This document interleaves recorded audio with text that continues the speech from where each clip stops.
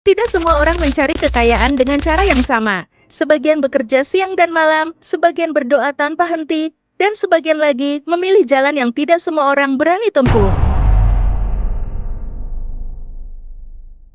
Kali ini, kita akan membahas tempat pesugihan paling legendaris. Tempat yang namanya hanya dibisikkan, lokasinya sering disamarkan, dan kisah keberhasilannya dipercaya mencapai 90% menurut cerita yang beredar dari mulut ke mulut. Konon, tempat ini sudah ada sejak ratusan tahun lalu. Bahkan sebelum listrik masuk desa, sebelum jalanan beraspal, dan sebelum manusia mengenal uang kertas seperti sekarang. Orang-orang menyebutnya dengan banyak nama. Ada yang menyebutnya gerbang kekayaan. Ada pula yang menyebutnya jalan pintas berbayar mahal. Menurut kisah para pelaku yang katanya berhasil, ritual di tempat ini tidak bisa dilakukan sembarangan. Ada waktu tertentu, biasanya malam Jumat Kliwon, atau saat bulan mati, ketika langit benar-benar gelap. Mereka yang datang harus membawa syarat, bukan hanya sesajen, tetapi juga niat yang benar-benar bulat. Cerita paling sering terdengar adalah tentang seseorang yang datang dalam keadaan miskin. Hutang di mana-mana, hidup terasa buntu, ia datang diam-diam, tanpa memberitahu keluarga, tanpa membawa harapan besar, hanya keputusasaan. Namun beberapa bulan kemudian, hidupnya berubah drastis. Usaha yang sebelumnya sepi mendadak ramai. Uang datang tanpa diduga. Kesempatan muncul beruntun. Dan disinilah angka 90% berhasil mulai dipercaya. Karena dari 10 orang yang datang, 9 diantaranya mengalami perubahan hidup yang signifikan.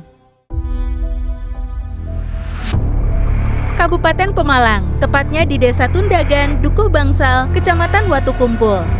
Di sana tersembunyi sebuah tempat yang oleh warga setempat dikenal dengan nama Candi Prigi. Jangan bayangkan candi megah seperti di buku sejarah.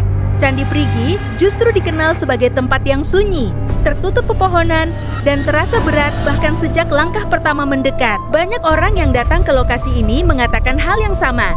Udara di sekitar candi terasa lebih dingin, suara alam terdengar berbeda, dan perasaan tidak nyaman muncul tanpa alasan yang jelas. Seolah-olah ada sesuatu yang sedang mengamati. Menurut penuturan warga tua, Candi Prigi sudah ada sejak lama, jauh sebelum Desa Tundagan terbentuk seperti sekarang. Tempat ini dipercaya bukan sekadar bangunan tua, melainkan titik pertemuan antara dunia manusia dan dunia yang tidak kasat mata. Karena itulah, sejak dulu, Candi Prigi sering dikaitkan dengan ritual-ritual tertentu, terutama yang berhubungan dengan kekayaan dan penglarisan. Menurut pekuncen, yang datang ke Candi Prigi tidak semuanya berniat sama. Ada yang hanya ingin bertirakat, ada yang mencari wangsit, dan ada pula yang datang dengan niat jelas, pesugihan. Mereka biasanya datang malam hari, sendiri, tanpa penerangan berlebih, dan jarang sekali berbicara. Cerita paling sering terdengar adalah tentang tanda diterima. Beberapa orang mengaku mencium bau kemenyan, padahal tidak ada yang membakar apapun. Ada yang mendengar langkah kaki di belakangnya, namun saat menoleh tak ada siapa-siapa. Dan ada pula yang merasakan sentuhan dingin di pundak yang dipercaya sebagai isyarat awal perjanjian. Namun warga sekitar juga punya satu pesan yang selalu mereka ulangi. Kalau datang ke Candi Prigi, niatmu harus jelas, karena yang di sana tidak mau dipermainkan.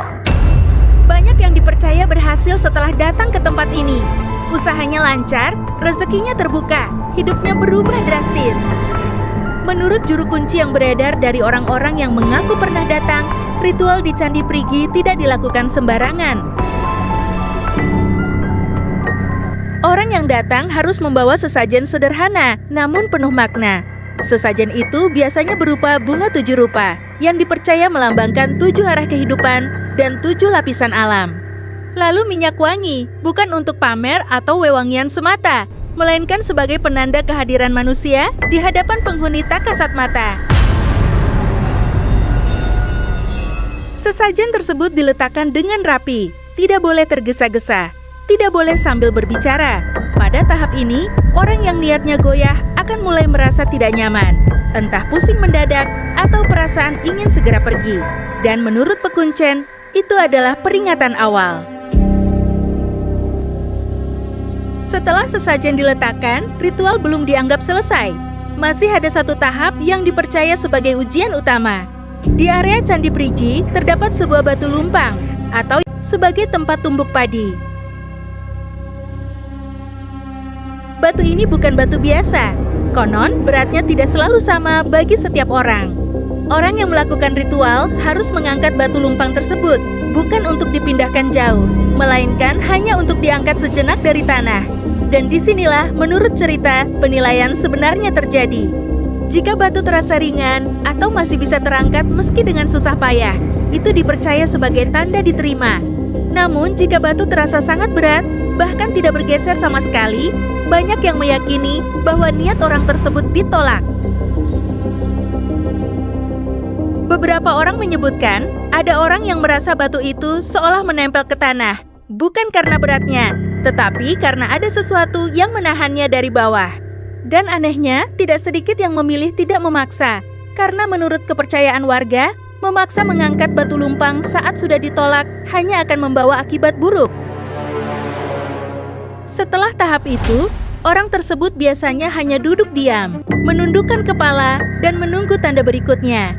Tidak semua orang mendapat tanda. Ada yang pulang tanpa apapun, ada yang pulang dengan perasaan lega, dan ada pula yang pulangnya membawa sesuatu yang tidak terlihat namun mulai terasa dalam hidupnya. Warga sekitar selalu berpesan, Candi Prigi itu bukan tempat untuk meminta, namun tempat untuk menukar. Maka jangan sampai kalian salah langkah.